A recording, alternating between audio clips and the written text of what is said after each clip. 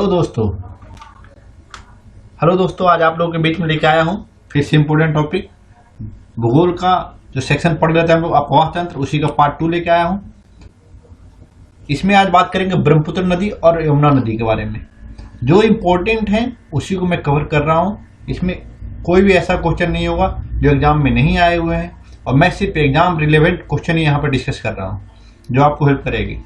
और मैं ज़्यादा डीप में नहीं जा रहा हूँ क्योंकि वो ऑप्शनल वालों के लिए हो जाएंगे, इसलिए मैं उतना ही लेके जा रहा हूँ जितना आप लोग के लिए इम्पोर्टेंट है। देखिए, पहले देखते हैं एक तंत्र जो हमने बनाया है, इसे अच्छे से समझिए, फिर इसको समझने में और अच्छे मदद मिलेंगे आपको। देखिए यहाँ पर देखिए, पहले अगर ब्रह्मपुत्र नदी की बात करेंगे तो इसके कैसे उद्गम होता है इसका देखते हैं। पहले स्थान यहाँ देखिए कि यहाँ पर कैलाश पर्वत, इसके थोड़ा साउथ जाएंगे तो मानसरोवर झील मिलेगा। मानसरोवर झील के पास ही में आंगसी ग्लेशियर है। यहाँ से यहीं से ब्रह्मपुत्र नदी, यहाँ पर ब्रह्मपुत्र तो नहीं बोलेंगे, यहाँ पर सांगपो नदी के नाम से तिब्बत में बहती है। सांगपो नदी के नाम से तिब्बत में जाना जाता है। कई कई जगह यारलुंग भी जाना जाता है, तो आपको ध्यान रखना सांगपो भी कहा जाता है, यारलुंग भी कहा जाता है। ये जब हिमालय की तरफ बढ़ते हैं और जब नामचा बर्मा के पास नजदीक में पहुंचते तो वहां पर यू टर्न लेते हुए ये दक्षिण पश्चिम में आते हैं और यांग्याप दर्रा के माध्यम से वो भारत में एंट्री करते हैं। जब भारत में एंट्री करते हैं तो वो राज्य कौन सा है? अरुणाचल प्रदेश। नामचा बर्मा है, वहां पर जो यांग्याप दर्रा है उसी को कट करके ये नदी आगे बढ़ती है। जब अरुणाचल में आती है तो इसे सियांग और दिहांग नाम से जाना जाता है। और ये सादिया के पास आके, सादिया कहाँ है? ये असम के पास, सादिया असम के पास एक जगह है। यहाँ पर आके दो नदियां इसमें मिलती है, तो एक मिलती है दिवांग या सिकांग बोलते हैं, और एक लोई।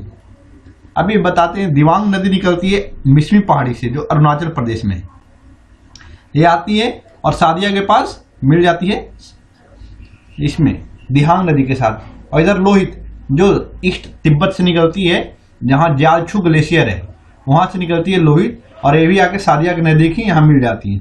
जब ये तीनों मिलती हैं तो आप समझ सकते हैं अगर तीन नदियों का संगम होगा तो यहाँ पर पानी ज्यादा बढ़ जाएगा, और ज्यादा बढ़ेगा तो यहाँ पर जो ब्रह्मपुत्र नदी यहाँ से जब आगे बढ़ती है तो ब्रह्मपुत्र नदी के नाम से जाना जाता है। जब ब्रह्मपुत्र नदी के नाम से जाना जाता है तो इसमें पानी भी ज्यादा हो जाता है। ज्यादा होने के कारण यहाँ पर बाढ़ जैसी संभावना आ जाती है, आप हमेशा देखते होंगे न्यूज में। और यहीं पर माजुली द्वीप, असम में ही माजुली द्वीप बनती है, जो नदी द्वीप सबसे बड़ा विश्व का है, माजुली। और यहीं पर सुबनसिरी एक नदी आके माजुली द्वीप के पास ही मिलती है। यहाँ पर देखना आपको क्या क्या, जो पहले मैंने बताया कि ब्रह्मपुत्र नदी के पहले क्या क्या, कैसे ब्रह्मपुत्र नदी बनती है, तो आपको ध्यान रखना है कौन कौन? दिहांग, दिवांग और लोहित। जब दिहांग में दिवांग और लोहित आके मिल जाते हैं सादिया के पास असम के, तो उसके बाद जब आगे बढ़ते हैं तो वहां पर ब्रह्मपुत्र नदी के नाम से जानते हैं। आगे बढ़ते हैं तो माजुली द्वीप मिलता है। माजुली द्वीप के पास से सुबनसिरी नदी आगे मिलती है जो तिब्बत से निकलती है। एक कौमेक नदी है, ये भी सहायक नदी है ब्रह्मपुत्र की।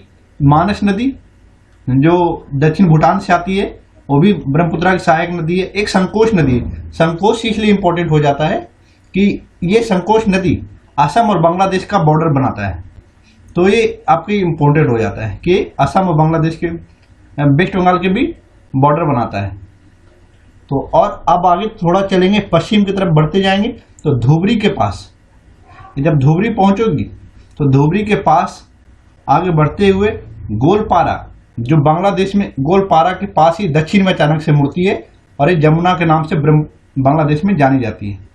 और इधर आप देखेंगे तो एक जेमू ग्लेशियर है या चोलामू झील के पास से एक तीस्ता नदी निकलती है, और सिक्किम में, याद रखिएगा तीस्ता नदी कहाँ से? सिक्किम से निकलती है। जेमू ग्लेशियर है, या कई जगह चोलामू झील मिलेगा, कई जगह चिलामू झील मिलेगा, तो आपको ध्यान रखना है ये कहाँ से बहती है? सिक्किम और वेस्ट बंगाल होकर बहती है, और ये जाके ब्रह्मपुत्र में मिल जाती है।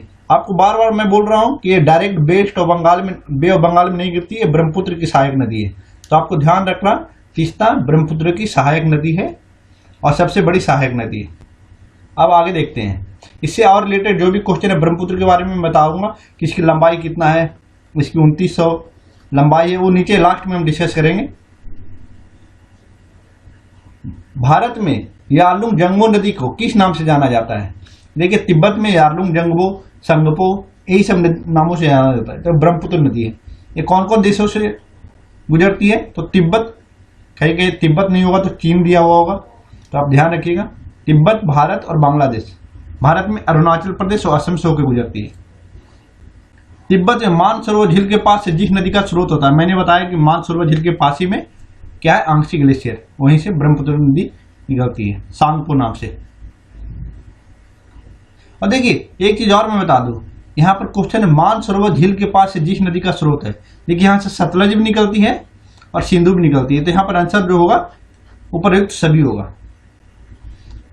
कैलाश पर्वत थोड़ा दक्षिण जाएंगे तो मानसरोवर झील, आंगसी ग्लेशियर से ब्रह्मपुत्र निकलती है और सिंधु और सतलज भी यहीं से निकलती है। निम्न नदियों पर विचार कीजिए, बराक, लोहित, सुबानसिरी, उपयुक्त में से कौन अरुणाचल से होकर बहती है? तो देखिए बराक के बारे में बता दूं, मणिपुर पहाड़ी से निकलती है, ये मणिपुर की पहाड़ी से निकलती है, ये मणिपुर की पहाड़ी से निकलती है। और ये जो राज्य है नागालैंड जाती है, मणिपुर, मिजोरम, असम, ये चारों राज्यों से होकर ये गुजरती है। तो आपको ध्यान रखना 900 किलोमीटर की है ये लंबाई इस नदी की। 524 किलोमीटर इंडिया में जाती है, 31 किलोमीटर बॉर्डर बनाती है इंडिया और बांग्लादेश के बीच में, शेष बांग्लादेश में। बे ऑफ बंगाल में डायरेक्ट गिरती है। ध्यान रहे ब्रह्मपुत्र की सहायक नदी नहीं है, ये बे ऑफ बंगाल में गिरती है। ब्रह्मपुत्र नदी का बहाव क्षेत्र है, अभी पीछे मैंने डिस्कस किया, तिब्बत, भारत, बांग्लादेश। अब इसकी सहायक नदी कौन कौन सी है? सुबानसिरी, जो तिब्बत से मैंने पीछे किया था, जो इम्पोर्टेंट है मैंने वहां वही किया था। तो अब ध्यान रखिएगा, यहाँ भी आपको ज्यादा दिमाग नहीं लगाना है, यहाँ पर जो इम्पोर्टेंट है जो सहायक नदी है उसी को पढ़ेंगे। सुबानसिरी, मानस और संकोश, मानस के बारे में बताया था दक्षिणी भूटान, संकोश भी भूटान से आती है, नॉर्थ भूटान से निकलती है। तीस्ता नदी जो कहाँ से आती है? सिक्किम से निकलती है, चोलामू झील या जेमू ग्लेशियर, ठीक है, ये सिक्किम और वेस्ट बंगाल होकर गुजरती है। अब इसमें क्वेश्चन है दिबांग, कमेंग, लोहित, सहायक निम्न में से कौन ब्रह्मपुत्र की सहायक नदियां हैं? तो आप देख लीजिए, लोहित भी है, दिबांग भी है, कमेंग भी है, इसका आंसर उपयुक्त सभी होगा।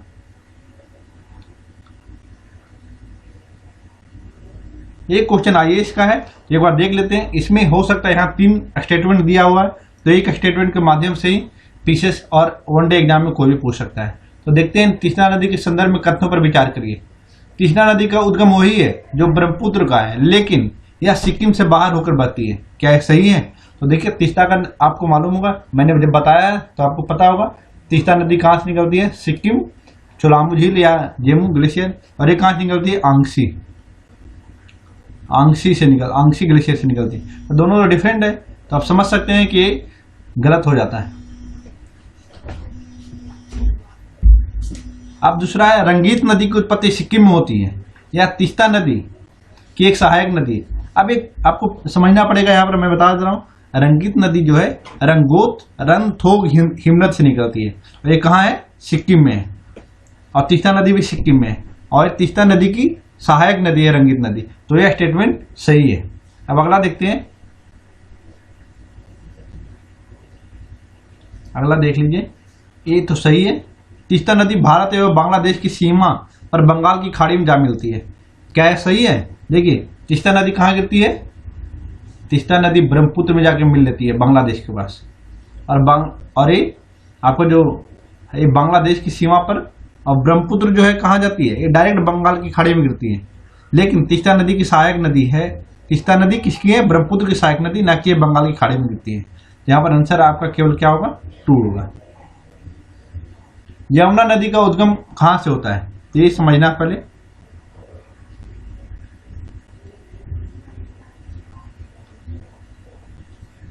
ये बंदरपूछ यमुनोत्री ग्लेशियर है, यमुनोत्री ग्लेशियर। गोसाईनाथ, ये तो कोसी का है, कोसी यहीं से निकलती है, कोसी। मैंने पिछले बार पढ़ा है, गंगा है गंगोत्री से, और मिलान से शारदा वगैरह निकलती है। तो यहाँ पर आंसर जो है बंदरपूछ है। अब इसको देख लेते हैं। देखिए यहाँ यमुनोत्री है जो बंदरपूछ के पास है, यहाँ से यमुना चलती है। इसकी टोन से एक सबसे बड़ी सहायक नदी है, ध्यान रखिएगा, अगर यमुना की सबसे बड़ी सहायक नदी पूछेगा तो टोन्स होगा आंसर। अब देखते हैं चंबल, इसकी और जो पश्चिम से मिलने वाली नदियां हैं कौन कौन है। यहां पहले देखिए चंबल की कौन कौन सहायक नदी है। बनास, क्षिप्रा, काली सिंध, पार्वती, इतना चंबल की सहायक नदी जो इटावा के पास जाके मिलती है यमुना से। अब देख लीजिए चंबल कहां निकलती है, पिछले क्लास में हमने बताया था एमपी में मालवा के पठार से निकलती है, महू डिस्ट्रिक्ट के पास। क्षिप्रा नदी जो उज्जैन के पास से आती है चंबल में मिल जाती है। काली सिंध है, यहाँ पार्वती नदी जो विंध्याचल श्रेणी से निकलती है। सिंध नदी इसकी सहायक नदी डायरेक्ट यमुना में मिलती है, न कि चंबल में सहायक नदी है। और बेतवा है जो विंध्याचल श्रेणी से। केन, आपको ये सीक्वेंस याद रख लीजिएगा कि सीक्वेंस पूछ सकता है कि पश्चिम से पूरब की तरफ इसके क्रम बताएं नदियों के, यमुना की सहायक नदियों को। तो चंबल होगा, सिंध होगा, बेतवा होगा और केन होगा। इस तरह से याद रखना। केन बांदा के निकट यमुना में मिल जाती है जो यूपी में है। कहां से? सतना जिला कैमूर की पहाड़ी से। सतना जिला कहां? एमपी। और यूपी में कहां पर मिलता है? बांदा के पास। इस तरह से याद रखना आपको। आगे देखते हैं।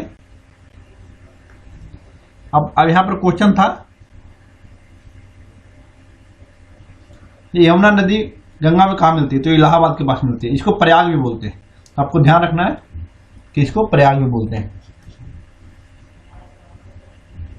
अगला क्वेश्चन देखते हैं, ब्रह्मपुत्र की सहायक कौन नहीं है? तो देख लीजिए ब्रह्मपुत्र की कौन सी नदी है जो सहायक नहीं है। तो देखिए आप पढ़ चुके हैं, तीस्ता सबसे बड़ी सहायक नदी है, मानस भी है, सुबानसिरी भी है, हुगली नहीं है। याद रहे गंगा जब बंगाल में जाती है तो एक मुख्य भूमि बन के बांग्लादेश में पदमा के नाम से चली जाती है और एक हुगली ये चली जाती है। तो ध्यान रखना आपको कि ये हुगली नहीं होगा आंसर। तो इसका सही आंसर हुगली है। एक चीज और देख लेते हैं, थोड़ा फैक्ट है इसका, देख लेते हैं। ब्रह्मपुत्र की कुल लंबाई कितनी है? 2900 किलोमीटर है। भारत में इसका लगभग 1350 किलोमीटर की लंबाई है। गंगा की 2500, गोदावरी की 1465। अगर प्रायद्वीपीय भारत की सबसे लंबी नदी बोल देगा तो आपको गोदावरी को टिक लगाना है। मैं इसे प्रायद्वीपीय पार्ट पढ़ाऊंगा तो उसमें देखेंगे, डिस्कस करेंगे। और यहां पर देख लेते हैं नर्मदा नदी। अगर कोई पूछ दे कि अरब सागर में गिरने वाली सबसे बड़ी नदी कौन है, तो नर्मदा नदी होगी। तो आंसर आपका यह है। एक चीज और देखते हैं, आप पूछेगा नर्मदा नदी किन दो के बीच में है? तो विंध्य पर्वत और सतपुड़ा के बीच में। ये ध्यान रखना है आपको। और यहाँ अगर ताप्ती पूछेगा तो अजंता और सतपुड़ा के बीच में कौन है? ताप्ती नदी। तो आपको ये ध्यान रखना है। आज के लिए इतना ही रखते हैं। अगर अच्छा लगे वीडियो तो शेयर करिएगा, सब्सक्राइब भी करवाइएगा अपने दोस्त लोग से। हाँ, थैंक यू।